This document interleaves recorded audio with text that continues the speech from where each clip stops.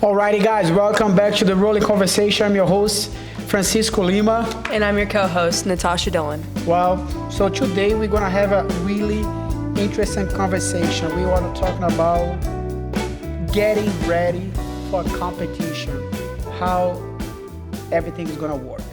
So I want to start with you, Natasha, asking one thing because you're getting actually ready for your next competition. It's gonna be Pan Americas in Texas. I know you've been training a lot. How, and then we have what I want to say like off season, right? And when you don't need it, your training is so intense for competitions because you have like a break between one and another. The calendar is so busy. I don't know if that really happens, but how do you get ready for your competitions? What your preparation? Yeah, so like you mentioned, like most sports have an off season and an on season, right? But with Jiu-Jitsu, it's a little bit different because we have the first half of the year is going to be our gi season, and then the second half of the year is going to be our no gi season. So if you are an active competitor and if you really want to compete, you can compete all year round. You can literally find a tournament every other weekend and compete as much as you want. Now, for myself, I tend to compete once or twice a month even, and but I don't keep the same level of intensity in training and preparing for specific competitions, right? So we have no-gi pans coming up. So the couple weeks before no-gi pans is going to be a little bit more intense in terms of training than it would be for a local competition per se. So do you have different preparations for like local competitions and for big competitions? Yeah, I would say so, because I think it's impossible to keep that level of intensity all year long and not either get burnt out or injured. How this changed for you? Like for local competitions, you felt you can eating, you can training, you can go more. I want to put it that way, but that's not the way. Like a little bit more irresponsible. Do not taking care that much. Or when you go for like a big competition, you really go fully commit. Right now, I gotta focus on my food, on my training out of school, lift weights, running. How that works? Yeah, so I have definitely competed and trained in an irresponsible way before local competitions, but I don't like to do that anymore. If I have something on the calendar that I know I'm going to compete in, I need to make sure that my diet's on point and I am lifting outside of training, right? So in the past, if I knew that something wasn't as serious, then yeah, maybe I would go out to eat and, like mess around with my nutrition and stuff like that. But now I find it's really difficult to bounce back if you're not consistent in your nutrition and also your like training levels. So what I mean by I'll take it a little bit easier in local competitions is, okay, maybe I'm not rolling super hard 6 days a week, right? I don't want to put that much damage on my body. But I am still training with a good level of intensity, and I'm still including my extra stuff like my cardio and my strength routine outside of the gym. And on top of that, I'm still keeping my nutrition in check. So it's not like I just fall off the deep end because I know that I have a local competition instead of a big competition. Well, I feel pretty much the same. Of course, I'm not competing. But as you said about consistency with your food, with your diet, with your training, maybe you're gonna regulate how it's gonna be the week. You're gonna train more intense, like twice, or like a couple more rounds. Mm-hmm. The second week, the big competitions, you're gonna go a little more intense. But for me, it's if you're ready, mm-hmm. you don't need to get ready. Mm-hmm. You know what I mean? Yeah. So with the whole year calendar that we have it pretty much one or two competitions happening. It doesn't matter if it's going to be a local competition or a big competition. I don't feel we are off season at all. Yeah. I feel like we are on season mm-hmm. for the whole year. And particularly for me, that I'm a professor and I needed to keep up with you guys, I feel extremely responsible to eat healthy no matter what every day, to have a nice amount of sleep every day, to go to the gym at least like 4 or 5 times a week. So I needed to keep that consistency in order to perform better teaching and the training with you guys, because I think it's important, like training with me, to see what's gonna happen, what kind of situation we're gonna study, like after all. So I don't see that much of seasons for jiu-jitsu because it's so many different federations. Yeah. We have JJF, right? Yeah. We have IBJJF. We have World League.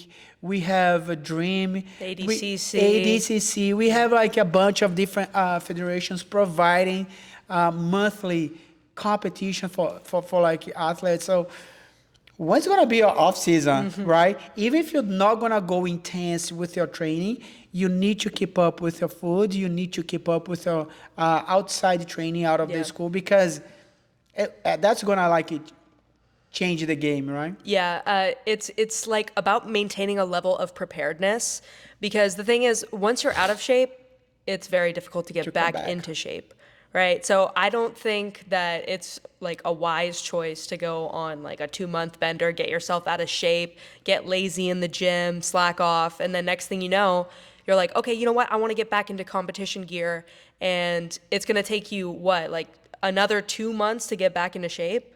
Like, I don't think that's going to work out very well.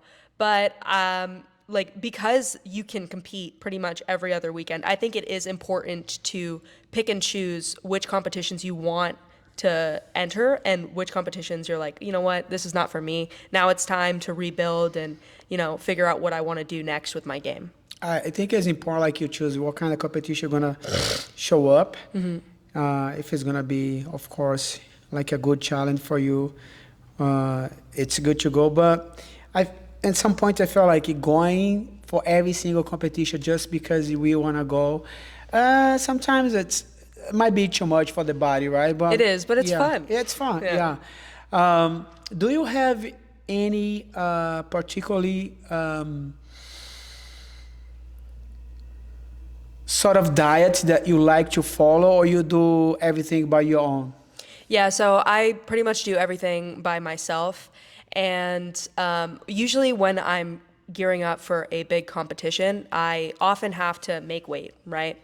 So a lot of the times I do have to adjust my nutrition, because if I'm on the leaner side and I only need to lose a couple of pounds, I can just make an adjustment in a week to maybe eat less carbs so I'm not retaining as much water. But if it is going to be a longer training block where I have to lose like 8 to 10 pounds, that's got to start. That's got to start at least like 6 to 8 weeks out, where I'm like, okay, my nutrition needs to be completely locked in so that I'm losing 1 to 2 pounds a week, and that's on top of training, which is, you know, it's very taxing on the body, right? You need a lot of calories when you're training jiu-jitsu because it's such a high intensity sport.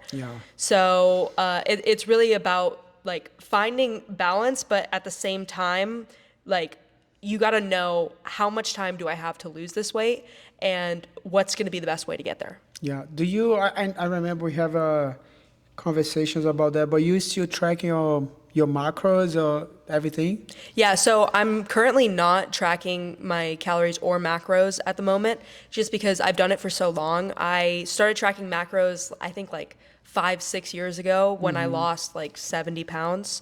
So I have a good idea of how much protein I'm taking because I eat relatively the same foods every single day. I don't like, I mean, I love variety, but I know myself. Like, I can let it get out of hand real fast. So I like to eat the same sort of foods every single day. So that way I know, okay, this is how much protein I'm eating. This is how many carbs I'm eating, and I don't have to track, because I find that when I start to like track food and stuff, I get super restrictive, and then next thing you know, I want to eat everything. Yeah, I started like actually tracking my macros and then my calories.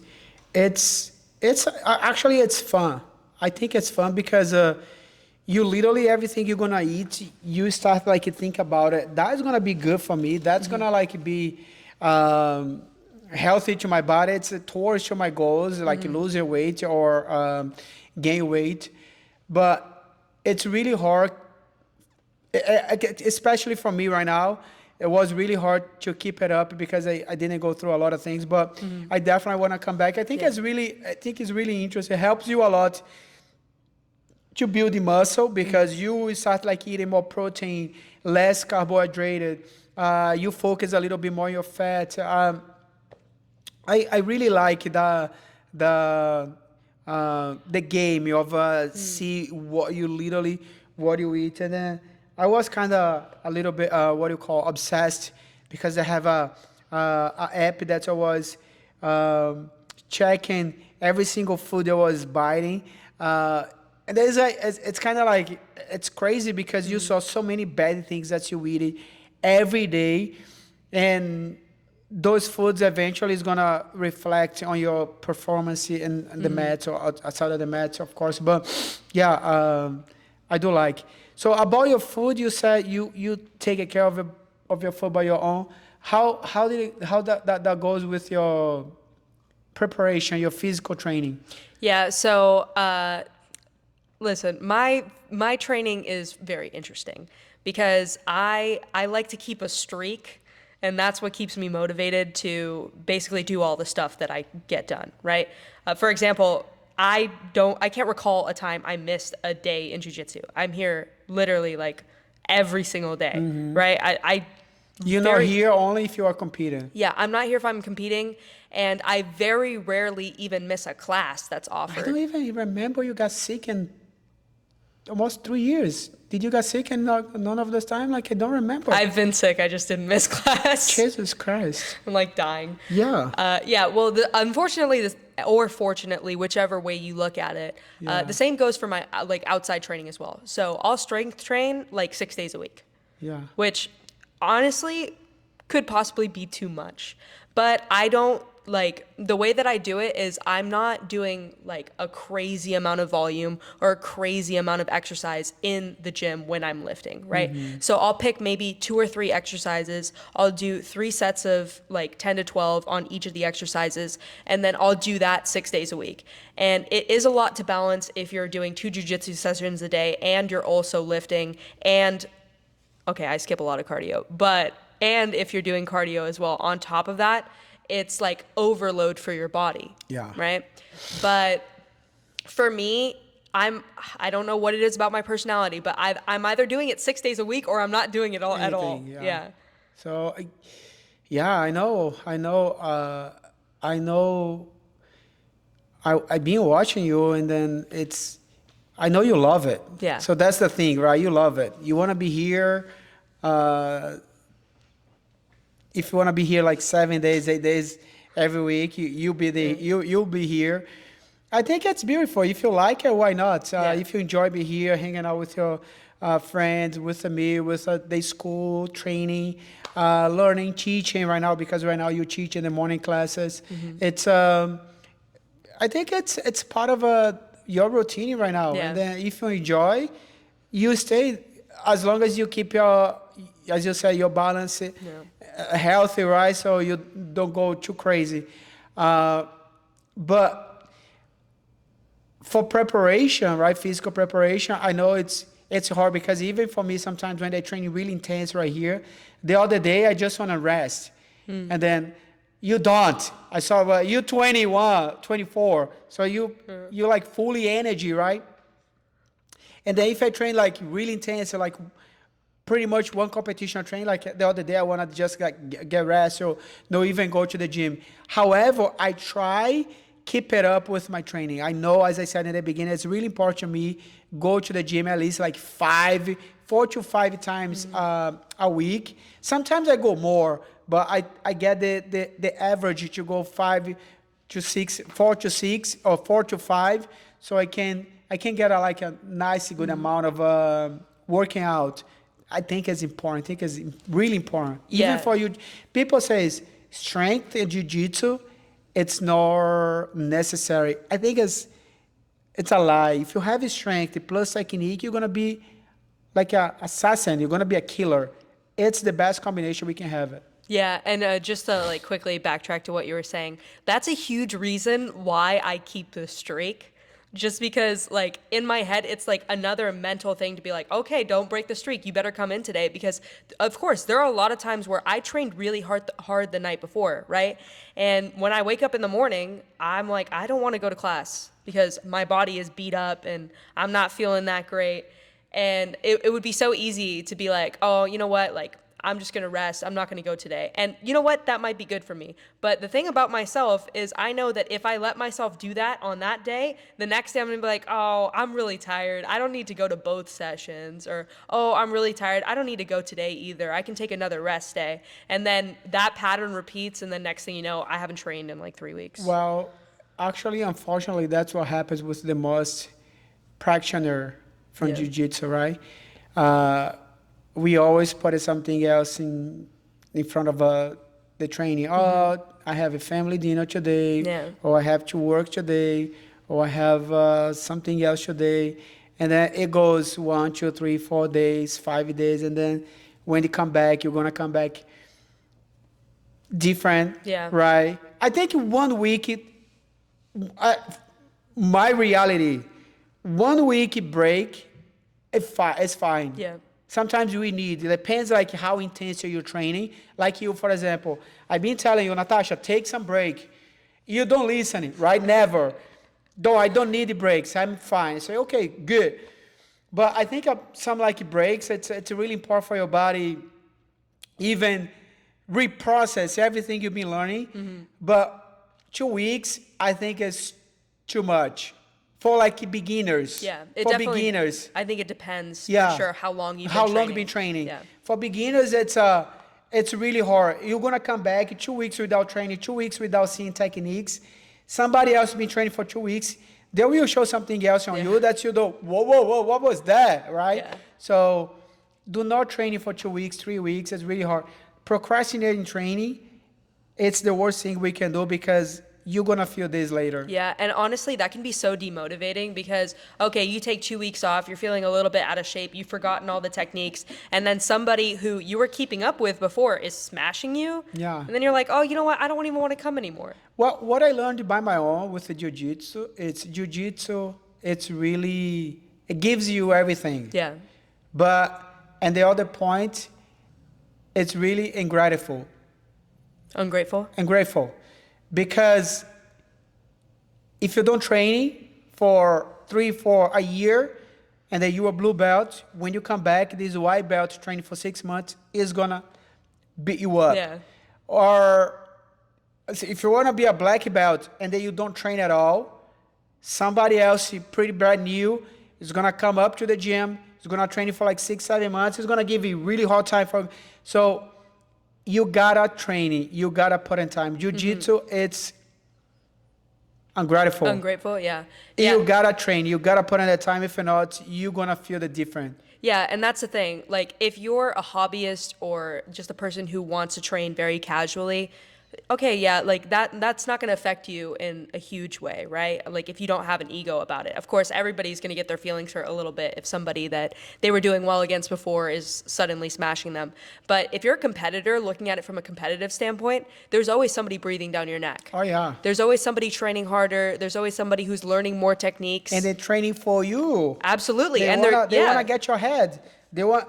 That's the conversation we have like the last podcast. Sometimes like the champions wanna beat another champion in order to accomplish big like Absolutely. Goals, right? It's like, hey, right now I'm the top of the top, so they can prove to the world how harder they've been working, how long they've been working. That was the goal they literally achieved. So there are somebody always coming to you. Absolutely, completely agree. So we've been talking a little bit about like preparation for the tournament in terms of physical preparedness, right? What are some things that you think about when you think of getting mentally prepared for competition? It's really interesting because I was going to ask you the same question. What do you do for your mental preparation? So I wanna talk to you about what I came from, right? So what I came from like a really weakness environment. So I didn't have that knowledge of the power of your mind. I didn't know nothing about that. I learned this like years later, in my 30s or 30, almost like 40s, I started like working my mindset when I was older, and when I was young like you, and there was a competing, I didn't have this mindset like how I can get ready for my competition.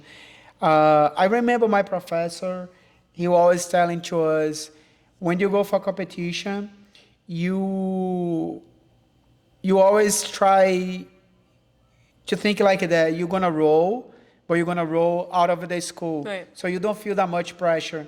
And I remember one competition that I didn't go, and then he asked to me, "Do you want to be a champion or not? Do you want to be a champion or not?" And I was like, "What are you talking about? Nobody else never talked to me like that." So my dad never had a conversation. My mom never. It was like I don't want to say toxic environment that I grew up, but was really poor and good things and good like feeding in the good way. So when they realize the mind, it's everything that you have, and that the mind can brings you everything you looking forward. I believe right now, before you go for competition, you gotta create some strong mindset that you're gonna be the champion. You gotta create those affirmations. I'm the best. Nobody's gonna beat me. I respect my opponent. However, today that's my day. And keep those affirmations over and over. Try to envision your fight. And then, of course, doesn't have a secret, but you gotta put in the work, training the mat, training on the gym, hours training, because doesn't have a strong mindset without preparation. Absolutely. So preparation gives you your mind strong. You can have a strong mindset without preparation, but the outcomes you cannot predict because you didn't work hard, right? So if you're working hard, it's even better or even easy to project this mindset, this vision, affirmation, because you know what you say, you believe it. Yeah. You believe it because you have it. Right. And then because whatever you want to try to affirm, you got to believe it. If you don't believe, it's not going to happen. So your mind's going to take you to the sky or brings you to the hell. Yeah, I completely agree with what you said, because how can you have confidence in yourself? How can you have any self-belief when you know that you didn't put in the work, right? So it's not a substitute for hard work. It's really just like, okay, I got to put in the work in training, but that mental component is huge. And that's something that I think you do an incredible job of, because you have instilled in all of your students from day one, like, you can be a champion. You can do anything you want to do in the sport. And you've said that to pretty much everybody, right? Like it's like, if you want it, it's there for you, and I can help you get there. That's something that you do a really good job of. I have been competing my entire life in various different sports, right? And I've never had a coach that has expressed so much like self-belief in his students and allowed them to, form that own confidence and belief in themselves to allow them to perform the way they need to. And I really appreciate that, because it's shifted my perspective. Because like I said, I've been competing my entire life. I started basketball when I was 5 years old, and I've had the same feelings till now of like anxiety and not feeling like I am good enough to perform when I'm entering the competition space. But over the last couple of years of working with you and like figuring stuff out for myself, I've been able to come up with a pretty positive outlook on my own performance and the routines that I need to have before competition to feel pretty good while I'm in competition. I appreciate that, Natasha. Thank you so much. Of course. Well, what I said, I didn't grow up in a really poor environment, right? And for some reason, I had a vision but I didn't know how to put in a work. And then when they start like, coming back what you said about other coaches, they don't have this perspective about motivating the students, like pushing them to be a better version of themselves. That I believe they are just repeating patterns that they learn with the other coaches, but they are not literally prepared to be a mental or like a mental coach as well, because I think that coaching somebody else, that's not only teach techniques, right? But teach techniques, that's what you give to them, but you gotta give to them strategy. You gotta see what kind of skill they have. You gotta make sure they are following athleticism. They are able to accomplish what they are trying to do. On top, you gotta prepare them for like succeed and they also to fail. Yeah, absolutely. And like, I think that's really important that you said that, because a lot of coaches are looking at it from a singular point of view. They're like, you know what? My job as a coach, I'm supposed to teach you the techniques that you're supposed to do, right? And that's it. But the reality of the situation is that as a coach, you're so much more than that. You are a leader. You are a role model. You are a person that they have, like, that they trust with the techniques that you're providing them. And you're also a mental coach, because these are all things that an athlete needs, and these are all things that they kind of need from a coach as well. It's not as simple as, okay, I'm just going to show you the technique, or I'm going to show up for you in competition and just tell you what to do, and you're going to be able to follow that. Because an athlete, they, like, in order to really perform at their best, they need to know that somebody else has their back, in my opinion. I agree with you, and then I know those big athletes that are big champions in different sports. They have both of them. They have like a mental coach to prepare them for the fight. Then they have like a physical or technical coach because they are teaching them the technique. That's totally fine. Yeah. Like you can recognize, look, I am the guy who's gonna teach you what you need to know, but you gotta find out somebody else to get your mindset stronger or your diet. And then they have like different like I just forgot the word right now. Experts, right? Telling them what to do in the different areas. Right. Like you gotta eat this, you gotta train it like this. You gotta read this book, you do this for your mental strength. It's just different. I felt I have a little bit of everything because I needed to have. I felt like if I want to be a jiu-jitsu coach, a jiu-jitsu professor, my students go to a competition. I don't want to happen to me what's gonna. I don't want to like project what happened to me to them, right? I want to make sure they will have a different experience. They will believe in themselves. They know what kind of step they are following, because I'm telling you, I made a mistake. I know what I did, and then I want something different to them. Yeah. So this mental preparation, it's really important. But even, as I said, you're going to teach the thing for 20 people. Maybe one's going to get. Yeah. I believe it's not everybody's was born to be a champion. They can be nice competitors, but just some of them is going to excel. I think that's